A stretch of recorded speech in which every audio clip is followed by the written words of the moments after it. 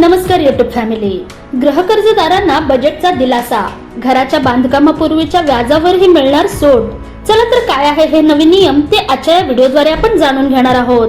जर तुम्हाला real estate व्यवहारांबद्दल संपूर्ण माहिती हवी असेल तर आमच्या युट्यूब चॅनलला सबस्क्राईब करा आणि नवनवीन व्हिडिओ अपडेट्स मिळवा. सबस्क्राईब करा आणि तुमच्या रिअल इस्टेट नॉलेज मध्ये भर घाला. केंद्रीय अर्थमंत्री निर्मला सीतारामन यांनी 2026-27 च्या अर्थसंकल्पात गृहकर्ज घेणाऱ्या मध्यमवर्गीयांना मोठा दिलासा दिला आहे. नवीन प्राप्तिकर कायदा 2025 लागू होत असताना घराचे बांधकाम पूर्ण होण्यापूर्वी भरलेल्या व्याजावर आता 2 लाख रुपयांच्या मर्यादेत सवलत मिळण्याचा मार्ग मोकळा झाला आहे. मात्र दुसरीकडे म्युच्युअल फंड आणि डिव्हिडंड मधून कमाई करणाऱ्यांना व्याजाच्या खर्चावर मिळणारी वजावट सरकारने काढून घेतल्याने मोठा झटका बसला आहे. पहिली गोष्ट म्हणजे गृहकर्ज बांधकामापूर्वीच्या व्याजाचा आता हिशेब लागणार.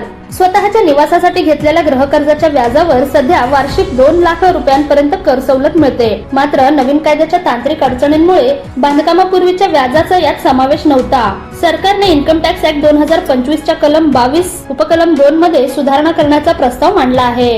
यामुळे 1 एप्रिल 2026 पासून तुम्ही घर ताब्यात घेण्यापूर्वी जे व्याज भरले आहे त्याचा समावेशही आता 2 लाखांच्या वजावटीत केला जाईल. हा बदल जुन्या 1961 च्या कायद्यातील कलम 24 मधील तरतुदींच्या धर्तीवर करण्यात आला आहे, जेणेकरून करदात्यांचे नुकसान होऊ नये. दुसरी गोष्ट म्हणजे म्युच्युअल फंड आणि डिव्हिडंड.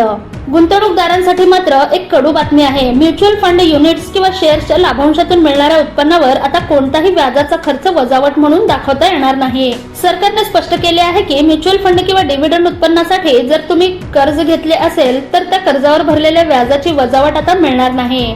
याआधी एका विशिष्ट मर्यादेपर्यंत अशी सूट मिळत होती, ती आता रद्द करण्याचा प्रस्ताव आहे. तिसरी गोष्ट म्हणजे ही बदल कधीपासून लागू होणार, तर हे सर्व बदल 1 एप्रिल 2026 पासून लागू होणाऱ्या नवीन प्राप्तिकर कायद्याचा भाग असतील. गृहकर्ज घेणाऱ्यांना यामुळे सलग दिलासा मिळत राहील. मात्र गुंतवणूकदारांना आपल्या कर नियोजनात बदल करावा लागणार आहे.